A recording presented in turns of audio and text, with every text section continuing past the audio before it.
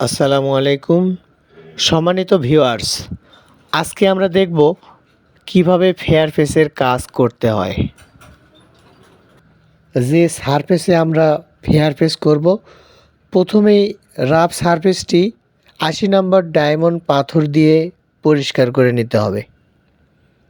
তারপর tiles adhesive C500 repair mortar apply করতে হবে। 2 দিন কিউরিং করতে হবে। তারপর রিকন মিক্স PHMB অ্যাপ্লাই করতে হবে। 12 ঘন্টা পরে 120 নম্বর ইমারি পেপার দিয়ে পরিষ্কার করতে হবে। তারপর রিকন পিএইচ ফাইনাল কোট অ্যাপ্লাই করতে হবে। শুকানোর পরে ফেয়ার ফেসের আসল রঙটি প্রদর্শিত হবে।